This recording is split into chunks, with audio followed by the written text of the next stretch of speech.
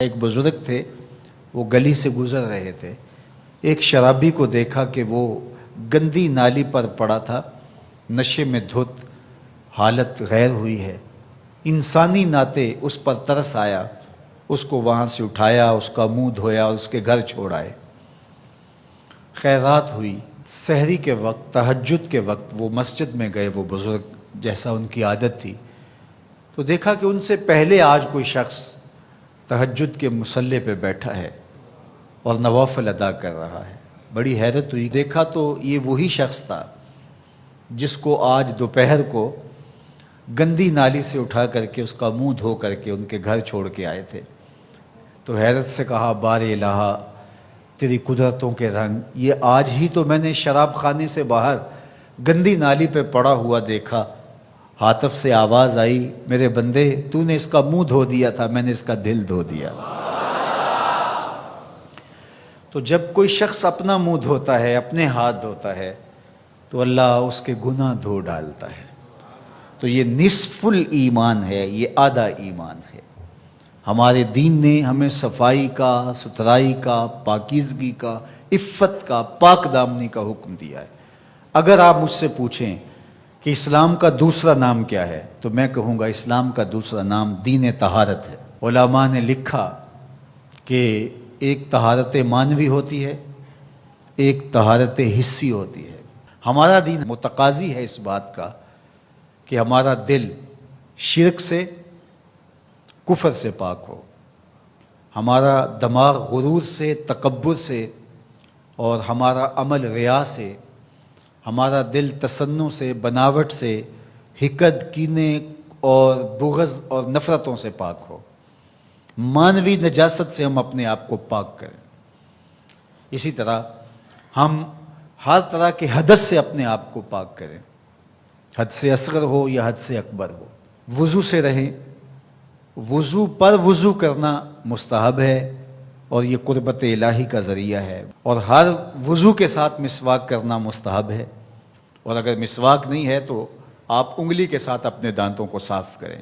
غسل واجب ہو وہ تو کرنا ہی کرنا ہے، لیکن روزانہ کی بنیاد پہ صفائی حاصل کرنے کے لیے غسل کیا جائے، مستحب ہے۔ نماز کے لیے آپ کے لباس کا صاف ہونا بھی شرط ہے، آپ کے جسم کا پاک ہونا بھی شرط ہے، حد سے اکبر اور حد سے اصغر سے پاک ہونا بھی شرط ہے، اور جہاں کھڑے ہو کے نماز پڑھ رہے ہیں اس جگہ کا پاک ہونا بھی شرط ہے۔ مجھے بتائیے کوئی ایسا پاکیزہ دین آپ نے دیکھا ہے؟ اس سے بڑھ کر کیا کہ جب تم اس دنیا سے رخصت ہونے لگے اور تمہارے بدن کو مٹی کے سپرد کرنے لگے، اور وہ بدن مٹی کھا جائے گی، لیکن کہا کہ اس کو بھی ذرا غسل دے کے بھیجو، اس کو چٹے لباس کا کفن دے کے بھیجو۔ یہ وہاں پیش ہو رہا ہے تو پاکیزہ بدن کے ساتھ۔ تو یہ ہمارا دین ہے جو ہمیں صفائی کا، ستھرائی کا حکم دیتا ہے۔ اپنے ماحول کو پاک رکھیں، ماحول کو ستھرا رکھیں۔ دنیا کے اوپر بسنے والی قومیں جب ترقی کی راہوں پہ گامزن ہوتی ہیں تو وہ ان چیزوں کا بہت خیال رکھتی ہیں۔ ہم جب ترقی کی راہوں پہ گامزن تھے تو اس وقت ہماری ستھرائی کی، ہماری پاکیزگی کی، ہماری عفت کی مثالیں دی جاتی تھیں۔ جب پیرس کی گلیوں میں کیچڑ تھا، بغداد عروس البلاد کہلاتا ہے۔ آج مسلم دنیا کے شہروں کی کہانی دیکھ لیجئے، کہا جاتا ہے فلاں ایشیا کا گندہ ترین شہر ہے، فلاں دنیا کا گندہ ترین شہر ہے۔ اپنے اطراف میں پھیلی ہوئی گندگیاں دیکھیے، گھر سے شاپر میں گندگی ڈال کر کے اپنے ہی گھر کے دروازے پہ پھینک کے ہم سمجھتے ہیں ہم نے گھر کی صفائی کر لی، وہی پھر پاؤں سے، گاڑی کے ٹائروں سے لگ کے پھر ہمارے اندر جا رہا ہوتا ہے۔ ہمارے دین نے تو ہمیں یہ کہا، اگر کوئی راستے میں گری پڑی چیز کو جو گزرنے والوں کے لیے رکاوٹ بنے، اس کو اٹھا کے ہم پھینک دیں تو یہ جنت کے راستے کی ضمانت بن جاتی ہے۔ اور ہم نے 8 فٹ کی گلی میں 3 فٹ کی تھڑی پکی ڈال دی، ہم نے جنریٹر باہر لگا دیا، ہم نے گھر کی موٹر باہر لگا دی۔ اگر ہمارے گھر کے پاس کوئی خالی پلاٹ موجود ہے تو وہ گندگی کا ڈھیر بن گیا ہے۔ گھروں کے اندر ہزاروں اخراجات ہیں لوگوں کے، 20، 25، 30 ہزار روپیہ ماہانہ خرچہ تو عام گھر کا ہے، لیکن جو عمرا ہیں 2-2، 4-4 لاکھ روپے ان کا ماہانہ خرچہ ہے۔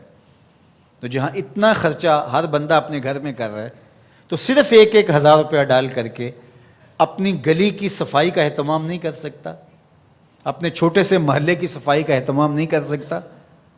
اگر وہ کر لے تو 1,000 روپے اس کو بجلی کا بل بچ جائے، وہ جو روز دھوتا ہے اپنے گھر کو اور یہی گندگی پاؤں سے لگ کے اندر جا رہی ہوتی ہے، اگر محلہ صاف ہوگا تو یہ نہیں جائے گی، اس کا اپنا فائدہ ہے، اس کا 1,000 روپیہ پھر بھی بچ جائے گا۔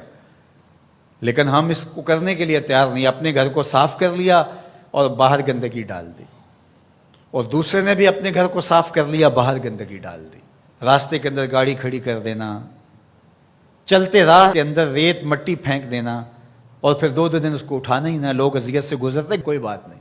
کس طرح کا معاشرہ بن گیا ہوا ہے؟ کس طرح بندہ گوارا کرتا ہے کہ اس نے سڑک پہ موٹر سائیکل کھڑی کی ہوئی ہے اور پیچھے ٹریفک رکی ہوئی ہے، اور وہ مزے سے جو ہے وہ اندر سے کلفی لے رہا ہے، کوئی اور چیز لے رہا ہے، اور لوگ ہارن بجا رہے ہیں، اور کہتا ہے بہ جو تنو آگے لگی ہے، وہ کہتے ہیں جی اس نے بھی تو روکا ہوا تھا، مجھے کیا ہے؟ عجیب کہانی ہے بھائی۔ کیا یہ ایک مسلمان کا طریقہ ہے؟ یہ تو ایک اچھے انسان کا طریقہ بھی نہیں ہے۔ مسلمان تو اس سے اوپر والے درجے کا شخص ہوتا ہے۔ اچھا انسان ہونا بہت بڑی بات ہے، اچھا مسلمان ہونا تو اس سے بڑی بات ہے۔